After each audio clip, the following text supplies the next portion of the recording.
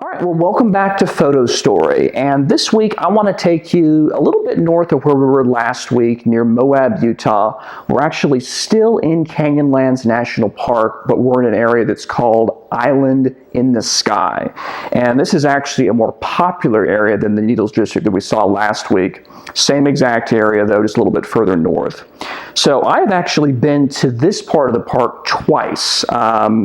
So I know it's somewhat, a little bit how it goes around, but there's a lot of kind of cliches in this particular park, a lot of famous viewpoints.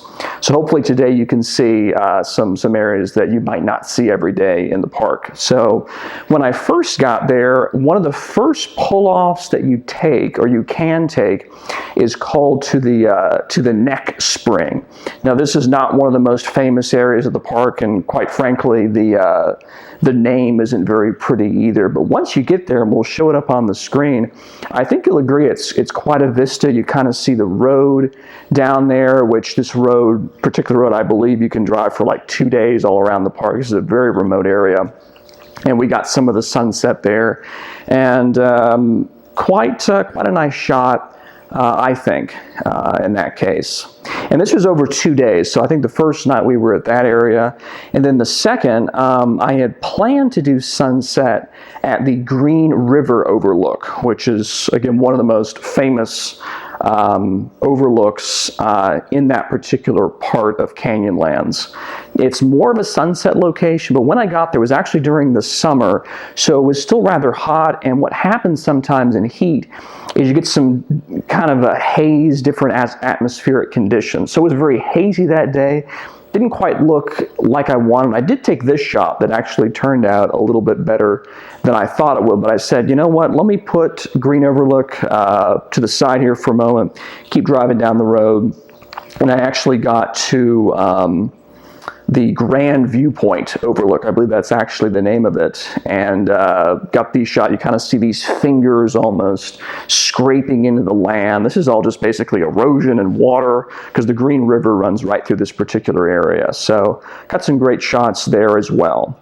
But I actually decided, going back to the Green River Overlook, to go back there the following morning for sunrise, even though this is a sunset place.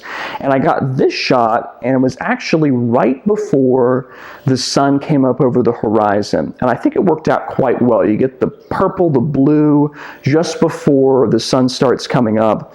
And what I found was that once the sun did start coming up, the shadows just became too harsh. It didn't really work. So that's one thing, a quick tip for you.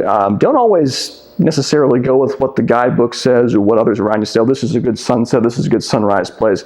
Those can be good advice, but don't be afraid to experiment on your own and try some things there. So we did that there.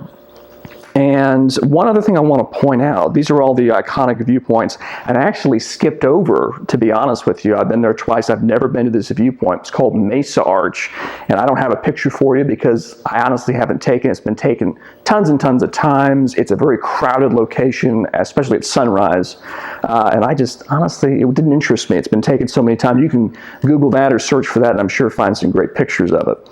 But one thing I do want to throw up on the scene are some kind of little intricate detail shots. There's some bushes against the canyon.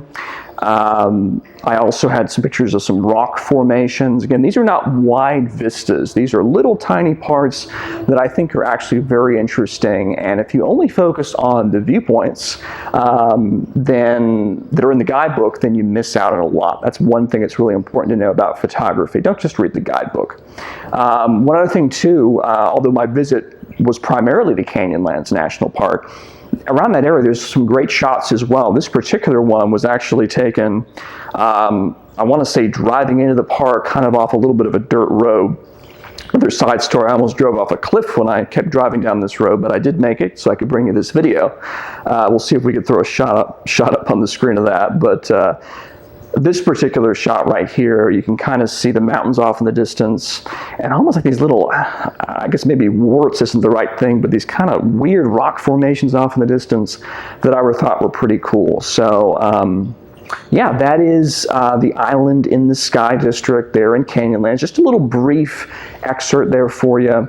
And make sure as well, if you've not seen my video on the needles, that you do so. I'll have the link somewhere down below, or you just can scroll down the page depending on what site you're watching this on. So anyway, that is Photo Story for this week. I do appreciate you watching. Make sure to like or subscribe or heart it or whatever platform you're on. Make sure you do all that to support the channel and keep me going here. Very appreciate it. So for Nala and I here, you have a great day. We'll see you again. Bye-bye.